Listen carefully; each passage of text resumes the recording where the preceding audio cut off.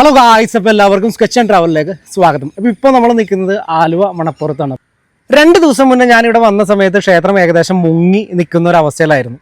എന്ന് വെച്ച് കഴിഞ്ഞാൽ അതിൻ്റെ മുകളിൽ തട്ട് ഒഴിച്ച് അതിൻ്റെ അടിയിലോട്ട് ഉള്ള എല്ലാം മുങ്ങി നിൽക്കുന്ന ഒരു അവസ്ഥയിലായിരുന്നു. അപ്പോൾ ഞാനവിടെ ഒന്ന് ഇറങ്ങണം എന്നുണ്ടായിരുന്നു, പക്ഷേ ഇറങ്ങാൻ പറ്റില്ല. കാരണം എന്ന് വെച്ചാൽ എൻ്റെ ഒരു ഡബിൾ ഇരട്ടി ഈ രീതിയിൽ വെള്ളം ഉണ്ടായിരുന്നു.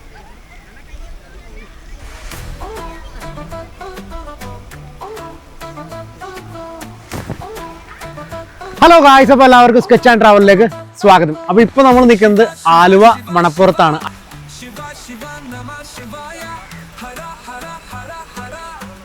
പരശുരാമൻ പ്രതിഷ്ഠ നടത്തിയ 108 ശിവക്ഷേത്രങ്ങളിൽ ഒന്നാണ് ആലുവ ശിവക്ഷേത്രം.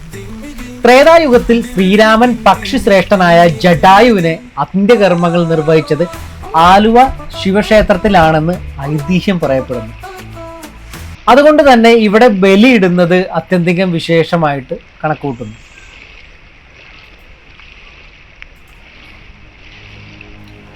കാലത്ത് എഴുന്നേറ്റപ്പോൾ നല്ല മഴ. എഴുന്നേറ്റ് ഒരു ചായ കുടിച്ച് ബ്രേക്ക്ഫാസ്റ്റ് കഴിച്ചുകൊണ്ടിരുന്നപ്പോൾ ഒരു തോന്നല്, എവിടെ നമ്മുടെ ഫേസ്ബുക്കിൽ ഒരു മെസ്സേജ് കണ്ടേക്കണേ, ആലുവ മണപ്പുറം മുങ്ങി എന്നും പറഞ്ഞു. ആലുവ മണപ്പുറത്ത് ശിവക്ഷേത്രം മുങ്ങുന്നത് കണ്ടിട്ടുണ്ടോ? നമുക്കൊന്ന് കാണാം. ഞാൻ അവിടേക്ക് എത്തിയപ്പോൾ മഴ തകർത്ത് പെയ്തുകൊണ്ടിരിക്കുകയാണ്. ഏകദേശം വെള്ളം ക്ഷേത്രത്തെ കവർ ചെയ്ത് തുടങ്ങിയിരുന്നു. അങ്ങനെ വെള്ളത്താൽ ചുറ്റപ്പെട്ട ഈ ശിവക്ഷേത്രം ഒന്ന് വരച്ചാലോ എന്ന് ഞാനും തീരുമാനിച്ചു.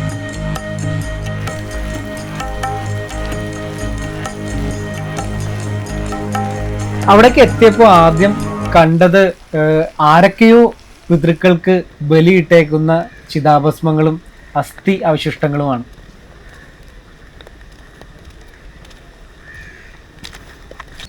അപ്പോൾ ഇപ്പോൾ നമ്മൾ നിൽക്കുന്നത് ആലുവ മണപ്പുറത്തിൻ്റെ ഫ്രണ്ടിലാണ്. ഏകദേശം ഇനി നാളത്തെ ഒരു മഴയോടുകൂടി ഏകദേശം അവിടെ വരും. സാധാരണ മുകൾ വരെ പൊങ്ങാറില്ല, ഏകദേശം ഒരു ഇതിൻ്റെ ഓടിട്ട പൊസിഷൻ വരെയൊക്കെ പൊങ്ങാറുണ്ട്. ആരുടെയോ അസ്ഥികളാണ് കേട്ടോ ഈ കുടത്തിൽ കാണുന്നത്. നമുക്ക് മുന്നേ വന്ന ആരോ ഇവിടെ വന്ന് ബലിയിട്ടിട്ട് പോയതാണ്. നല്ല മഴയായതുകൊണ്ടായിരിക്കാം ഈ ചവിട്ടുപൊടിയിലാണ് എല്ലാവരും ബലിയിട്ടേക്കുന്നത്. നോക്കേ, പെരിയാർ ഇങ്ങനെ കവിഞ്ഞൊഴുകണം. അത് കാണാൻ വേണ്ടി എത്ര പേരാണ് അമ്പലം പ്രളയത്തിൽ മുങ്ങി നിൽക്കുന്നത് കാണാൻ വേണ്ടി വന്നേക്കുന്നത്. നോക്കി, പ്രളയമല്ല, മഴയത്ത്. ഞാനൊന്ന് വെള്ളത്തിൽ ഇറങ്ങി നോക്കി. എനിക്കൊന്ന് അവിടെ പോയി ആ തൂണുകളിലൊന്ന് തൊടണമെന്നുണ്ടായിരുന്നു. കാരണം എത്രത്തോളം ആഴമുണ്ട്, എത്രത്തോളം അടിയിലോട്ട് ആഴമുണ്ടെന്ന് എനിക്കൊന്ന് അറിയണമെന്നുണ്ടായിരുന്നു. പക്ഷേ വെള്ളത്തിന്റെ ഒരു ആഴം കാരണം ഇറങ്ങാൻ പേടിയായി.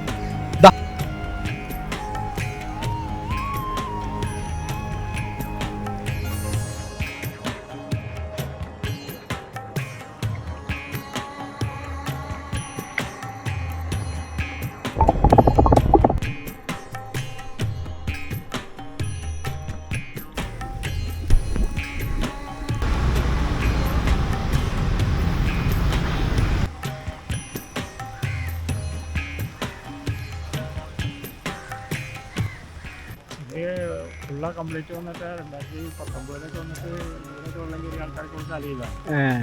ഇപ്പോൾ ഇനി നേരത്തെ ഇതിന് മുമ്പ് വന്നിട്ട് ഇത്രയും വന്നിട്ടുണ്ടായിരുന്നില്ല. ഇതിന് മുമ്പ് ഒരു 10 ദിവസം ഒരു പ്രാവശ്യം പാവൻ 6 അടിയാണ്. അപ്പോൾ ഇത്രയും വെള്ളം ഉണ്ടായിരുന്നില്ല. ഇന്ന് കാലത്തുകളിൽ 2 അടി കുറഞ്ഞിട്ടുണ്ട്. കാലത്തുള്ളും കൂടുതലായിരുന്നു.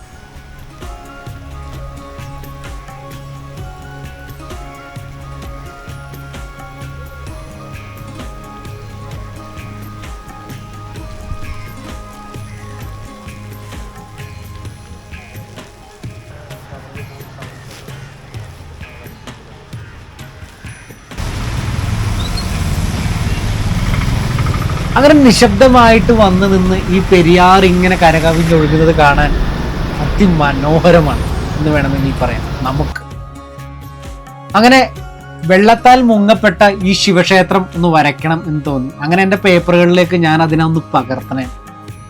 ഇത് പകർത്തിക്കൊണ്ടിരിക്കുമ്പോൾ ഞാനിങ്ങനെ മനസ്സിലാലോചിക്കണത്, എത്രത്തോളം ആഴമുണ്ടാകും, അല്ലെങ്കിൽ മുകൾ തട്ട് വരെ ഇത് വെള്ളം കയറുമോ ഇന്ന് രാത്രി എന്നെല്ലാം ചിന്തകൾ ഇങ്ങനെ കവർ ചെയ്ത് പോവുകയായിരുന്നു.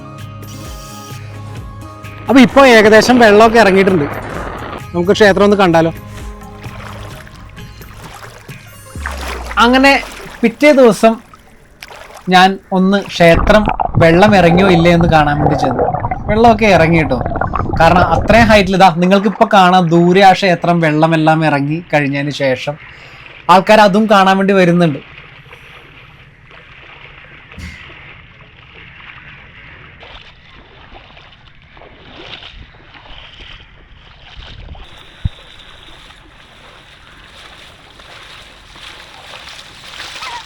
അപ്പോൾ ഇപ്പോൾ നമ്മൾ നിൽക്കുന്ന മണപ്പുറത്താണ്. ഈ മണപ്പുറം ക്ഷേത്രത്തിൻ്റെ 2 മുഖങ്ങളാണ് നമ്മളിപ്പോൾ കാണാൻ പോകുന്നത്. ഒന്ന് വെള്ളത്താൽ ചുറ്റപ്പെട്ട അല്ലെങ്കിൽ വെള്ളം കയറി മുകൾ വരെ നിൽക്കുന്ന ക്ഷേത്രവും, അതുപോലെ തന്നെ ഈ വെള്ളം ഇറങ്ങിയതിന് ശേഷമുള്ള ഈ ക്ഷേത്രം എങ്ങനെ ഇരിക്കുന്നു എന്നുള്ളത് നമുക്ക് കാണാം. അപ്പോൾ എല്ലാവരും സ്കിപ്പ് ചെയ്യാതെ വീഡിയോ അവസാനം വരെയും കാണുക.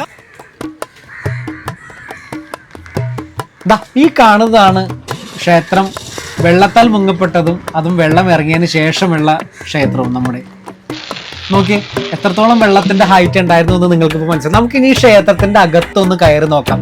വെള്ളം ഇറങ്ങിപ്പോയതിനു ശേഷം എന്തൊക്കെ അവശേഷിപ്പിച്ചിട്ടുണ്ട് എന്ന് നമുക്കൊന്ന് പോയി കാണാം.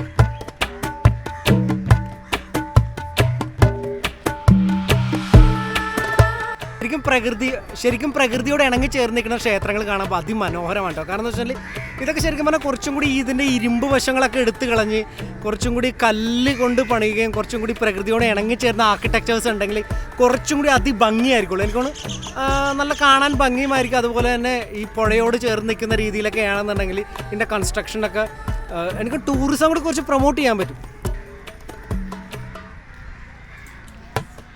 കാര്യം എന്തൊക്കെയായാലും ഇങ്ങനെ ഈ വെള്ളം കിടക്കുന്നത് കാണാൻ നല്ല ഭംഗിയാണ്. അതിൻ്റെ ആ റിഫ്ലക്ഷൻസ് ഒക്കെ വെള്ളത്തിൽ ഇങ്ങനെ കാണുന്നത് ഒരു പ്രത്യേക ഭംഗിയാണ്. നമുക്ക് ഫോട്ടോഗ്രാഫി അതുപോലെ തന്നെ ഈ വീഡിയോ എടുക്കുമ്പോഴൊക്കെ എൻ്റെ മനസ്സിൽ അത് ആ റിഫ്ലക്ഷൻ അടിയിൽ പകർന്ന് കാണുന്നത് എനിക്ക് ഭയങ്കര ഭംഗിയാണ് കേട്ടോ. ഈ മരം സൂക്ഷിച്ചോട്ടോ. ആ ആൽമരം ഞാൻ നിങ്ങൾക്കൊന്ന് കാട്ടിത്തരാം. ഈ ആൽമരം കണ്ടാൽ മനസ്സിലാവും നിങ്ങൾക്ക് അവിടെ എന്തോരം വെള്ളം ഉണ്ടായിരുന്നു. ആ ആൽമരത്തിന്റെ എത്രത്തോളം ഹൈറ്റിലാണ് ആ വെള്ളം നിൽക്കണമെന്ന് നോക്കി. അപ്പൊ ഒന്ന് ആലോചിച്ച് നോക്കിയാൽ ഞാൻ അവിടെ നിന്ന് കഴിഞ്ഞാൽ എന്തോരം വെള്ളം ഉണ്ടായിരുന്നു എന്ന്. കാരണം നല്ല ഹൈറ്റിലാണ് ആ വെള്ളം നിൽക്കുന്നത്. ഈ ക്ഷേത്രത്തിന്റെ മുന്നിൽ ഇതുപോലെ ഇങ്ങനെ വൈകിട്ട് ഇങ്ങനെ സൊറയും പറഞ്ഞു കൂട്ടുകാരോടൊത്ത് കഥയും പറഞ്ഞു വന്നിരിക്കാൻ രസമാണല്ലോ.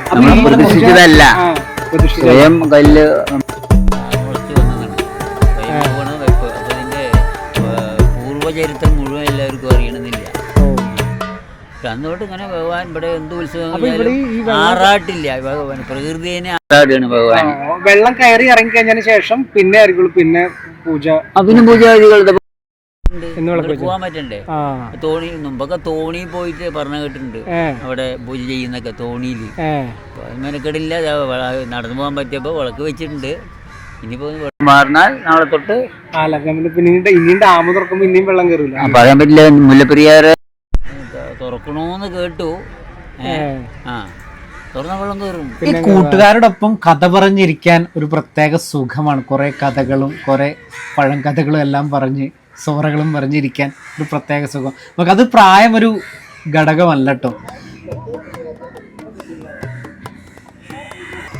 വൈകുന്നേരങ്ങളിൽ ഇങ്ങനെ സൊറയൊക്കെ പറഞ്ഞ് കൂട്ടുകാരൊത്ത് ഇരിക്കുക എന്ന് പറഞ്ഞാൽ സുഖം വേറെ തന്നെ കേട്ടോ. അങ്ങനെ കുറെ ചേട്ടന്മാരെ ഇവിടുത്തെ കണ്ടു. അപ്പൊ അവരോട് കുറച്ച് വിശേഷങ്ങൾ ചോദിക്കണായിരുന്നു ഞാൻ.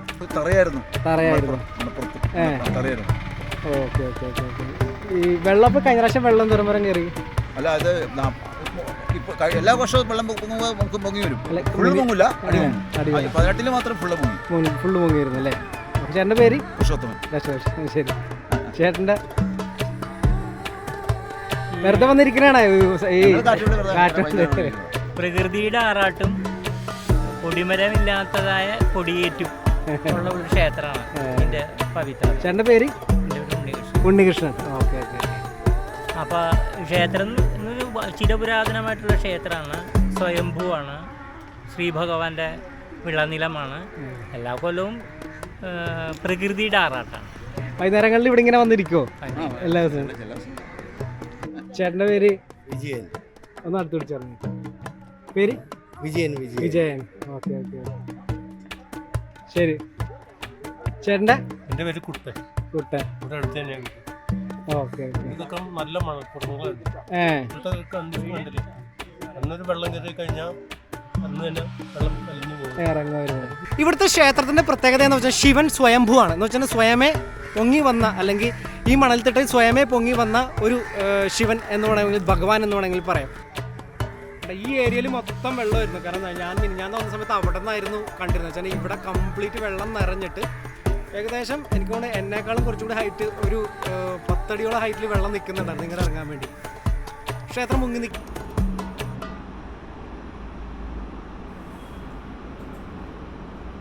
അവിടെ പോയപ്പോൾ എന്നെ ഏറ്റവും കൂടുതൽ ആകർഷിച്ചത് ഈ നന്ദിയുടെ വിഗ്രഹമാണ്. ഈ നന്ദി ഇങ്ങനെ അനങ്ങാതെ ഇങ്ങനെ ഇരിക്കുന്നത് കാണാൻ പ്രത്യേക ഒരു മൂഡ് തന്നെയാണ്.